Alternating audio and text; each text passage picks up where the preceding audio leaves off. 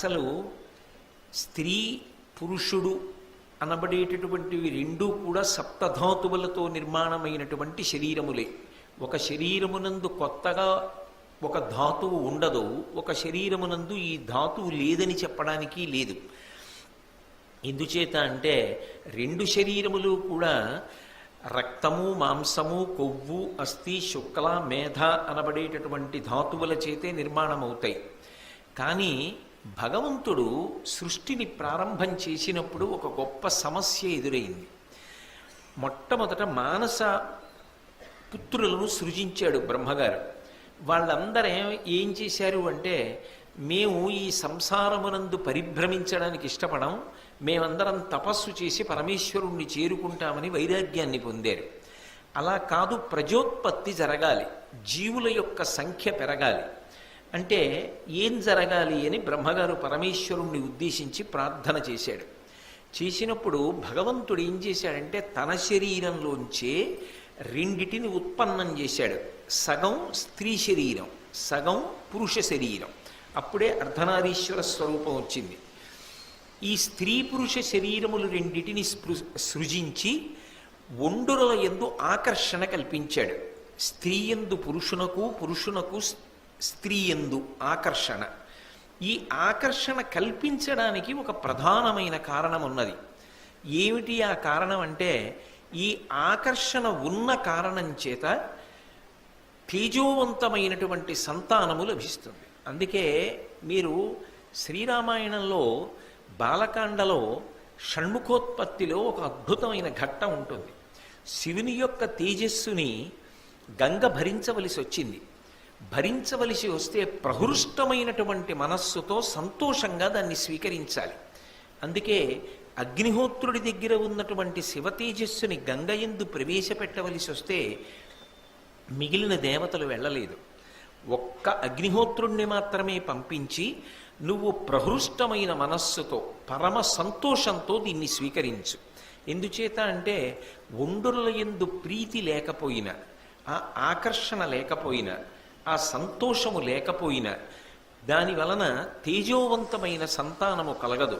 అందుకే మీరు చూసి ఉంటారు, వివాహం చేసేటప్పుడు మంగళసూత్రం కట్టిస్తారు. ఆ మంగళసూత్రం కట్టేటప్పుడు కాడి తీసుకొచ్చి ఆ కాడి వధువు యొక్క మెడ మీద ఉంచుతారు. ఉంచి మంత్రపూరితమైనటువంటి నీటిని కాడి కన్నంలోంచి విడిచిపెడతారు. హరదత్తాచార్యుల వారిని ఆయన దానికి వ్యాఖ్యానం చేశారు.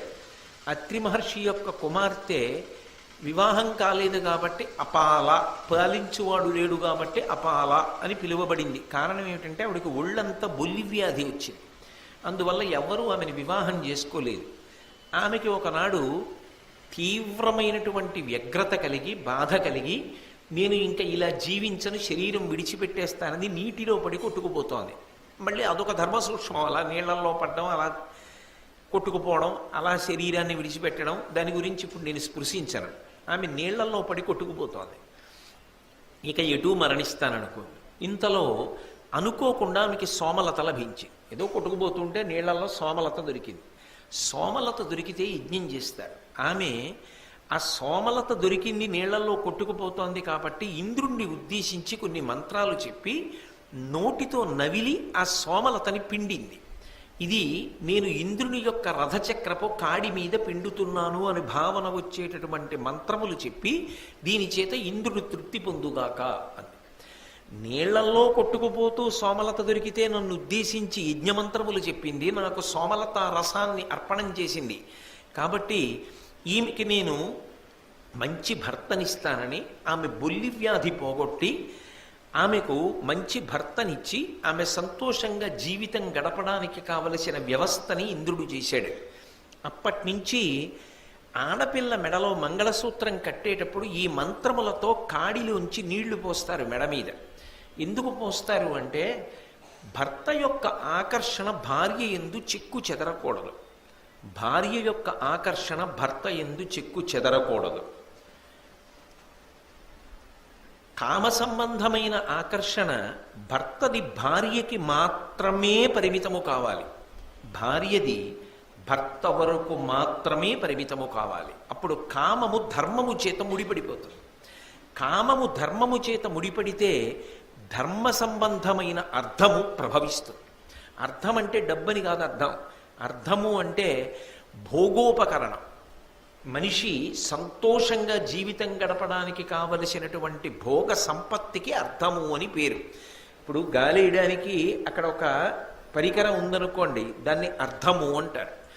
నేను ఇంతమందికి వినపడేటట్టు బిగ్గరగా మాట్లాడవలసిన అవసరం లేకుండా మెల్లిగా మాట్లాడినా అది అందరికీ వినపడేటట్టుగా శబ్దం యొక్క స్థాయిని పెంచి వినిపించేటట్టుగా చేయగలిగినటువంటి ఈ పరికరం నా వరకు నాకు సుఖపెడుతోంది కాబట్టి, భోగోపకరణం కాబట్టి ఇది నాకు అర్థమవుతుంది. మనిషికి కామము ధర్మము చేత ముడిపడితే అర్థము ప్రభవిస్తుంది. ఏమిటా అర్థం? కూతురు కొడుకు ఇద్దరూ పుడతారు. పుడితే కూతురు పుట్టడం వల్ల ఏమిటి ప్రయోజనం అంటే, దశ పూర్వేషాం దశాపరేషాం, ఆమెని కన్యాదానం చేసినప్పుడు 21 తరములు తరిస్తాయి. తనతో కలిపి తన ముందు 10 తరాలు, తన వెనక 10 తరాలు, తాను 21 తరాలు తరిస్తున్నాయి. ఇప్పుడు ఇంతమంది తరించడానికి సాధనమైన ఆడపిల్ల పుడుతోంది. ఇక తన తర్వాత తన వంశం పేరు చెప్పి, గోత్రం పేరు చెప్పి, ఇంటి పేరుతో పూజామందిరంలో పూజ చెయ్యడానికి, శరీరపతనానంతరము జరగవలసిన కార్యం చూడడానికి కుమారుడు ప్రభవిస్తున్నాడు.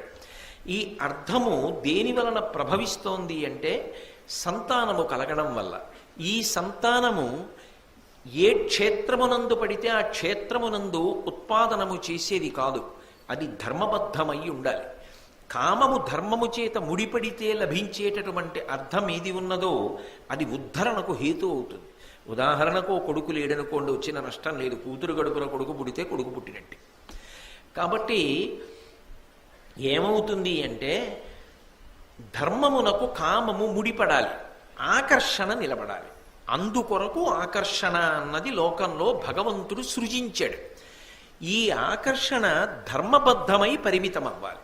అంతేకాని ఇది విశృంఖలత్వాన్ని పొందిందనుకోండి, ఎవరి మనస్సుని వాళ్ళు పరిశీలించుకోవాలి.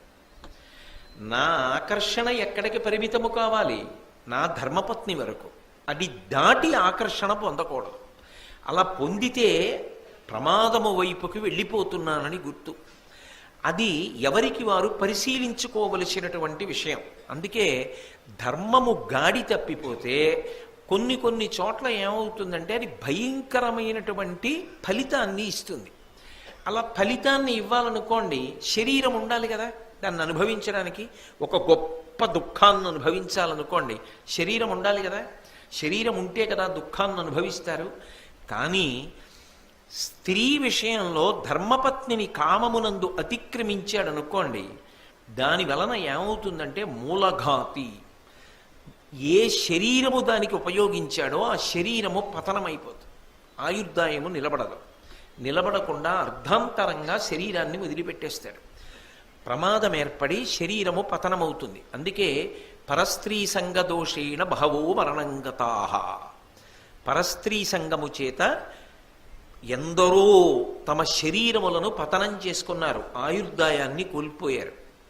అందుకే అటువంటి ప్రమాదకరమైన వాటి జోలికి వెళ్ళవద్దు. అది చెప్పడం కోసమే వెలది మొట్టమొదటి వ్యసనంగా చెప్పారు. అయితే ఇక్కడ స్త్రీ అని అన్వయం చేసి అన్ని వేళలా దోషం ఆపాదించకూడదు. ఎందుకు ఆపాదించకూడదు అంటే, ఆమె ధర్మబద్ధమైన పత్ని స్థానంలో ఉందనుకోండి, ఆమె గొప్ప ఉద్ధరణ హేతు. మీకు నేను ఎన్నో మాటలు చెప్పా. గృహిణి గృహముచ్యతే. అసలు ఆమె లేనినాడు ఇల్లన్న మాటకు అర్థమే లేదు. ఆమె లేనినాడు పురుషుడు పుణ్యం చేసుకోలేడు. ఆమె లేనినాడు ఇహమునందు ఏమీ సంతోషం లేదు. అందుకే మాతా సమన్నాస్తి శరీర పోషణం, భార్యా సమన్నాస్తి శరీర తోషణం. భార్యలా అసలు శరీరమునకు సంతోషమును ఇవ్వగలిగినటువంటి వాళ్ళు ఈ లోకంలో లేరు. అందుకే అది ధర్మబద్ధమైన నాడు దోషం లేదు. అది ధర్మమన్న గీత దాటిపోతే, ఆకర్షణ అన్యుల యందు పొందితే అది ప్రమాదహేతు. అప్పుడది అక్కడతో ఆగదు, శరీరాన్ని పడగొట్టేస్తుంది. అందుకే శ్రీరామాయణం సుందరకాండలో హనుమ రావణాసురుడి దగ్గరికి వెళ్ళి రాయబారం చెప్తున్నప్పుడు ఒక మాట అంటారు. తదేవ ఫలమన్వేతి ధర్మస్య ధర్మనాశన ప్రాప్తం ధర్మఫలం తావద్భవతా నాత్ర సంశయ అంటారు. నువ్వు చేసిన ధర్మం ఏదుందో, నువ్వు చేసిన పుణ్యం ఏదుందో అది ఫలితాన్నిచ్చింది. నువ్వు చేసిన అధర్మం ఫలితాన్నివ్వడం ప్రారంభం చేసింది. నువ్వు చేసిన అధర్మం ఏమిటి?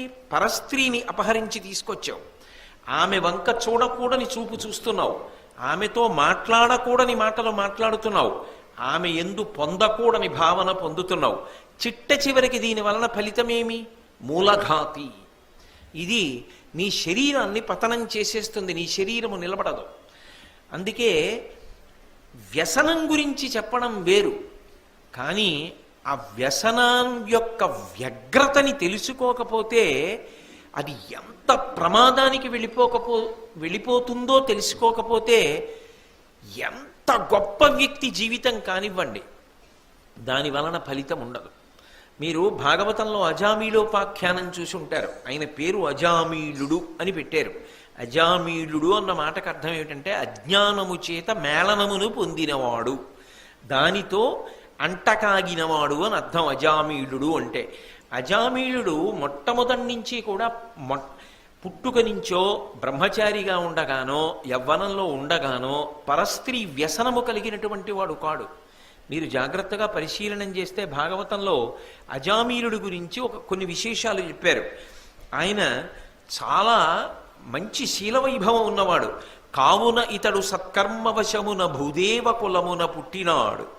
దాంతుడై శాంతుడై ధర్మసంశీలుడై సకల వేదంబులు చదివినాడు.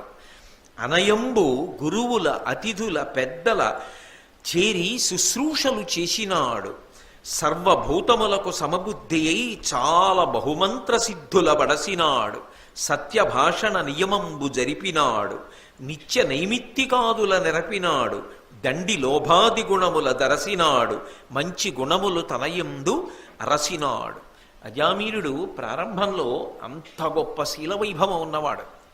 ఆయన ఎంతో పుణ్యం చేసినవాడు కాబట్టి వేదాధ్యయనమునకు యోగ్యమైనటువంటి వర్ణమునందు జన్మించాడు. దాంతి శాంతి రెండిటినీ పొందినవాడు. అపారమైన ఇంద్రియ నిగ్రహము మనోనిగ్రహము కలిగినటువంటి వాడు. ధర్మమునందు అనురక్తి కలిగినటువంటి వాడు. అన్ని వేదములు చదువుకున్నవాడు. ప్రయత్నపూర్వకంగా గురువుగారి దగ్గరికి పెద్దల దగ్గరికి వెళ్ళి శుశ్రూష చేసేటటువంటి లక్షణము కలిగినటువంటి వాడు. అంతేకాదు అన్ని భూతముల యందు సమానమైనటువంటి బుద్ధిని పొందినవాడు.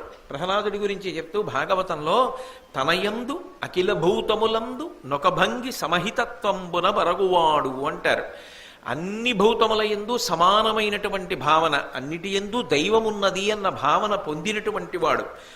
పైగా అనేకమైనటువంటి మంత్రములను ఉపదేశం పొంది నియతి కాలమునందు వాటిని జపం చేస్తూ ఆయా మంత్రముల యొక్క అధిష్టాన దేవతల దర్శనాన్ని పొంది వాళ్ళ యొక్క అనుగ్రహమునకు పాత్రుడైనటువంటి వాడు. సత్యభాషణ నియమంబు జరిపినాడు. ఎన్నడూ అబద్ధమాడకుండా సత్యమును మాత్రమే మాట్లాడేవాడు. నిత్య నైమిత్తికాదుల నెరపినాడు. ప్రతిరోజు చెయ్యవలసినటువంటి సంధ్యావందనాది కార్యక్రమములను ఏమరపాటు లేకుండా చేసేవాడు.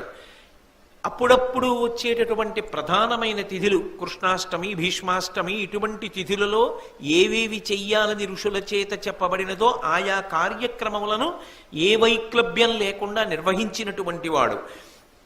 లోభము మొదలైనటువంటి భయంకరమైన గుణములను దాటినటువంటి వాడు. మంచి గుణములన్నిటికీ కూడా నిధిగా జీవించినటువంటి వాడు. అంటే ప్రారంభంలో అజామీలుడు తప్పు జీవనం ఉన్నవాడు కాడు.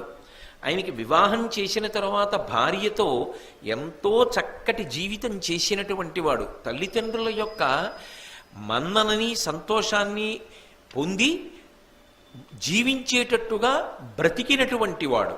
తల్లిదండ్రులకు సంతోషాన్ని ఇచ్చినవాడు. ఇటువంటి వాడు ఒకనాడు చూడకూడని ఒక విషయాన్ని చూశాడు. ఎవరో మద్యపానానికి కూడా అలవాటు పడిపోయినటువంటి ఒక స్త్రీ పరపురుషుడితో రమిస్తున్నటువంటి సన్నివేశాన్ని చూశాడు. ఇంత చదువుకున్నవాడి చదువు పెద్ద దూది పర్వతంలో నిప్పు నెరుసుపడి కాలిపోయినట్టుగా దగ్ధమైపోయింది. అంతే జారిపోయాడు. ఒకటో మెట్టు మీద ఉన్నవాడు జారి పడిపోయాడు అనుకోండి, పర్వాలేదు. 10వ మెట్టు మీద ఉన్నవాడు జారి పడిపోయాడు అనుకోండి, పర్వాలేదు. వెయ్యో మెట్టు మీద ఉన్నవాడు జారి పడిపోయాడు అనుకోండి, బ్రతుకుతాడని నమ్మకం ఉండదు. వెయ్యో మెట్టు మీదకి ఎక్కడం అంటే ఎన్నో గుణములను పొందిన తరువాత ఇటువంటి వ్యసనము కాని కలిగిందనుకోండి, వాడి జీవితము చాలా భయంకరంగా పరిసమాప్తమైపోతుంది.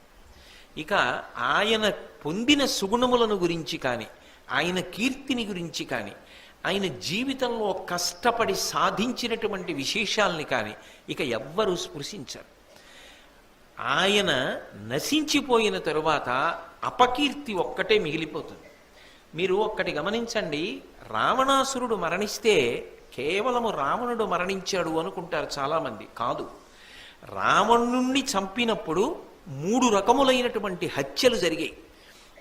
ఒకటి వీరహత్య అంటారు, రెండవ దాన్ని ఛాయాహత్య అంటారు, మూడవ దాన్ని సుగుణహత్య అంటారు. ఆయన మహావీరుడు, లోకోత్తర వీరుడు, అన్ని అస్త్రములు తెలిసిన్నవాడు. అన్ని అస్త్రములు తెలిసిన్నవాడు అంటే అన్ని మంత్రాల్ని నియమంగా జపం చేసి తనయందే ఆవాహన చేసుకున్నవాడు. ఆయనతో పాటే అన్ని మంత్రముల యొక్క దేవతలు కూడా వినిర్ముక్తమైపోతారు. కాబట్టి అది వీరహత్య. ఛాయాహత్య, ఛాయాహత్య అంటే ఏమిటో తెలుసా? కేవలం పరాక్రమం కాదు, అనేకమైనటువంటి లలిత కళలలో గొప్ప సాధన చేసి ఉత్తీర్ణుడైన వాడు. ఆయన చాలా బాగా వీణ వాయిస్తాడు. ఆయనకి సామవేదం తెలుసు, గొప్ప గానం చేస్తాడు. ఆయనకి పూజ తెలుసు, అలంకారం తెలుసు, ఏ ఏ తిథులలో ఏవి చెయ్యాలో తెలుసు. అన్నింటినీ మించి చతుశ్శుపచారములు చెయ్యగలడు. 64 ఉపచారములు మీరు చదివితే భగవతికి కోట నిర్మాణం కూడా ఉంది. అవేం సామాన్యమైన ఉపచారాలు కావు. అటువంటి ఉపచారములు చెయ్యగలడు. ఇన్ని చెయ్యగలిగిన వాడి కీర్తి ఏదైనా మిగిలిందా లోకంలో? రావణాసురుడిలా వీణ వాయిస్తాడండి, అభినవ రావణ అన్న బిరుదుతో సత్కరిస్తున్నాం అని ఎవరికైనా బిరుదిస్తారా? ఇస్తే పుచ్చుకుంటారా? పుచ్చుకోరు. ఆయనకి తెలియదా? ఆయనకి ఆ కళ లేదని మీరు అనుకుంటున్నారా? ఉన్నది. కానీ ఆయనకి ఎన్ని కళలు ఉన్నా ఆయన ఒక మహాపతివ్రత యందు పొందకూడని భావన పొందడంలో ఆయన మరణించినప్పుడు ఆయనతో పాటే ఈ ఉత్తమమైనటువంటి సంస్కృతి కూడా మరుగున పడిపోయింది. అది ఛాయాహత్య అంటారు. ఎంతటి వాడికి కొన్ని సుగుణములుంటాయి. మహర్షి అందుకే రామాయణ కావ్యం చేసేటప్పుడు నిష్పక్షపాతంగా మాట్లాడతారు. మీరు రావణాసురుడు నిద్రలేచిన సమయాన్ని గమనించండి. ఆయన బ్రాహ్మీ ముహూర్తంలో నిద్రలేచాడు.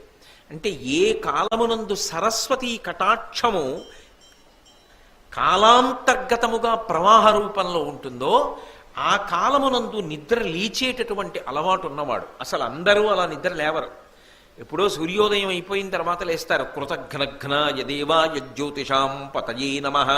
సూర్యుడు ఉదయించిన తరువాత నిద్రలేచిన వాడు కృతఘ్నుడు. కాబట్టి ఆయన బ్రాహ్మీ ముహూర్తంలో నిద్రలేచే అలవాటు ఉన్నవాడు. కానీ అవి ఏవైనా నిలబడ్డాయా? ఒక్క రావణ హత్య చేస్తే రావణ హత్య వెనక ఈ హత్యలు కూడా జరిగాయి. అందుకే ఇవి దోషములయ్యాయి. ఎందుకని అంటే లోకమునందు ప్రకాశించకుండా పోయే. ఇవి పోగొట్టుకోవడానికే రామచంద్రమూర్తి అన్ని శివలింగ ప్రతిష్టలు చేశాడు. అది కారణం. అంటే పరస్త్రీ సంగ దోషేన బహవో మరణంగతా. పరస్త్రీ సంగ దోషము వలన మనిషి యందు ఎన్ని సుగుణములు ఉన్నప్పటికీ కూడా అవి రాణించవు, సర్వభ్రష్టమైపోతాడు.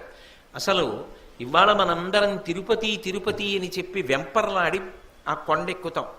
ఆ కొండ యొక్క వైభవాన్ని కలియుగంలో ప్రకాశింపచేసినటువంటి వాడు మాధవుడు అనబడేటటువంటి ఒక బ్రాహ్మణ కుమారుడు. ఆయన కూడా అజామీలుళ్లాగే బాగా చదువుకున్నవాడు.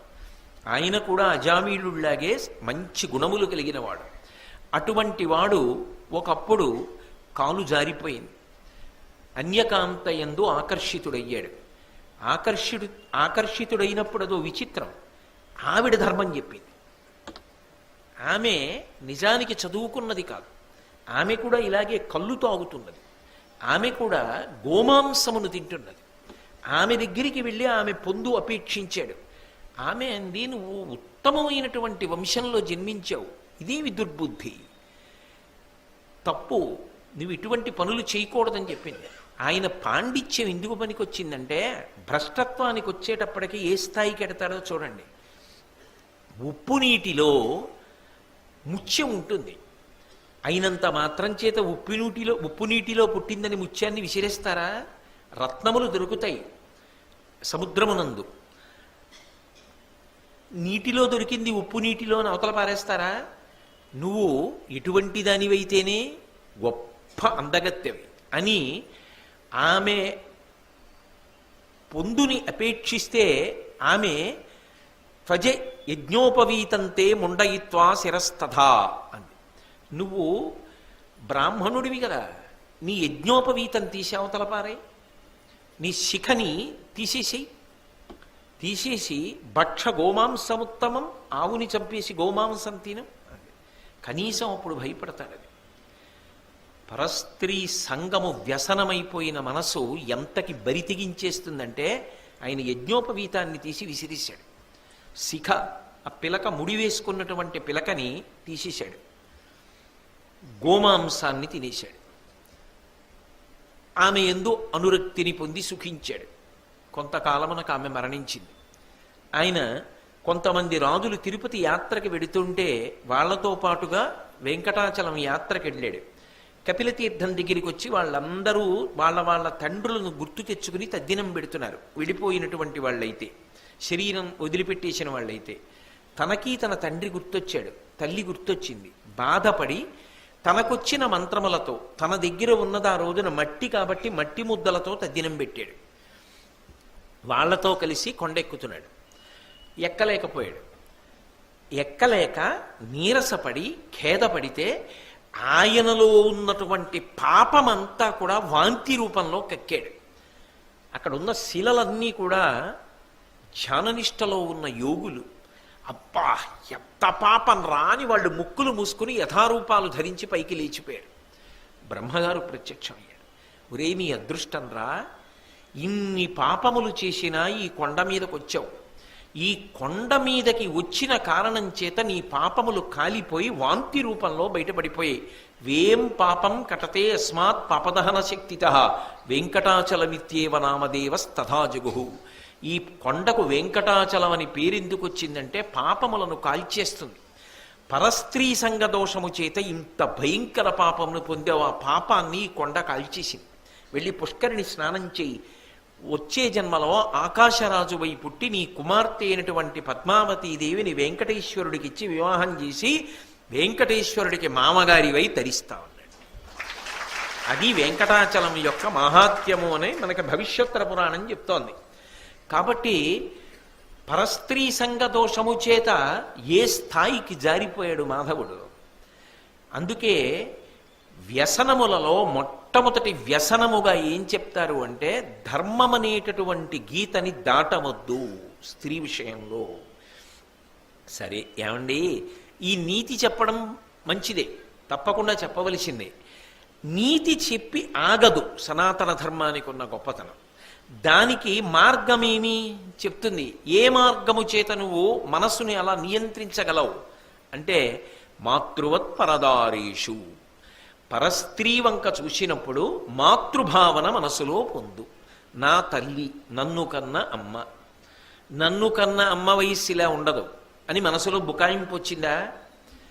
నువ్వు ప్రతిరోజు పూజ చేస్తావు కదూ, ఎవరో ఒక అమ్మవారిని పూజిస్తావు కదూ. కంచి కామాక్షినో, మధుర మీనాక్షినో, కాశీ విశాలాక్షినో, గాయత్రినో, పార్వతినో, లక్ష్మినో, సరస్వతినో, శారదనో ఎవరో ఒకరిని పూజ చేస్తావు కదూ. నేను పూజ చేసేటటువంటి అమ్మవారు కరచరణాదులతో కదిలి వస్తే ఇదిగో ఇలా ఉంటుంది. సహస్రశీర్షవదన, ఇన్ని ముఖాలతో మా అమ్మవారు వచ్చి కూర్చుంటే ఇలా కూర్చుంటుంటుంది. ఎంత అదృష్టం! ఆవిడికి నా మీద ఎంత ప్రేమ అంటే, రోజు నన్ను పీఠం మీద కూర్చోబెట్టి నువ్వు కింద కూర్చుని పూజ చేస్తావు. ప్రతిరోజు సాయంకాలం నిన్ను పీఠం మీద కూర్చోబెట్టి ఎత్తైన వేదిక మీద కూర్చోబెట్టి నేను అనేక ముఖాలతో కింద కూర్చుని వింటున్నట్టుగా కనపడుతూ నీకు దర్శనమిస్తాను. ప్రతిరోజు సాయంకాలం అయ్యేటప్పటికీ నేను ఏ కామాక్షికి నమస్కారం చేస్తానో ఆ పరదేవత ఇన్ని ముఖాలతో నాకు దర్శనమిస్తూ ఉంటుంది. ఎంత అదృష్టవంతుడిని నేను అన్న భావన పొందాను అనుకోండి. అప్రయత్నంగా నేను మాట్లాడేటప్పుడు, అమ్మా నిన్న రాలేదే, అని అడుగుతాను. అమ్మ అన్న పలకరింపు వచ్చేస్తుంది. ఆ మాతృవత్ పరదారేషు, ఆ మాతృభావన చెయ్యగానే పాదముల వంక చూడడంలో ఉన్న అనురక్తి నీకు ఏ తేజస్సు కనపడి ఆకర్షణకి కారణమైందో అది పరదేవత యొక్క తేజస్సుగా మారుతుంది. మమ తేజోంశ సంభవం అంటాడు గీతాచార్యుడు. అది పరదేవత యొక్క తేజస్సుగా నీకు కనపడగానే పాల మీద నీళ్లే తప్ప పాలు పొంగించగలిగిన అగ్ని మాత్రం అది కాదు. అప్పుడు నువ్వు ధర్మాతిక్రమణం చెయ్యవు, నీ మనసులో వ్యసనం ఏర్పడదు. నువ్వు ధర్మమునకు కట్టుబడిపోయి జీవితాన్ని ఉద్ధరణ పథంలో సాగించగలుగుతావు. అందుకే ఈ వ్యసనమునకు దూరంగా ఉండు. చాలా జాగ్రత్త సుమా. ఆకర్షణ అన్నది పరమేశ్వరుడు ఎందుకు పెట్టాడో ఆలోచించి అక్కడ వరకు మాత్రమే పరిమితం అవడం జీవితంలో నేర్చుకో అని మనకి బోధ చెయ్యడం కోసం విదురుడు మహానుభావుడు కనుక అయ్యో జాతి భ్రష్టము కాకూడదని ధృతరాష్ట్రుణ్ణి అడ్డుపెట్టి ధృతరాష్ట్రుడికి చెప్తున్నట్టుగా దేశకాలములతో సంబంధం లేకుండా సమస్త లోకమునకు కూడా వ్యసనములను గురించి మాట్లాడేటప్పుడు ముందు వెలదిని తీసుకోవడానికి కారణం ఏమిటంటే ఏ వ్యసనము మూలఘాతి అవుతుందో, శరీరాన్నే పడగొట్టేస్తుందో అది ప్రమాదకరము కనుక ఆ వ్యసనంతో మొదలుపెట్టి మాట్లాడడం ప్రారంభం చేశాడు.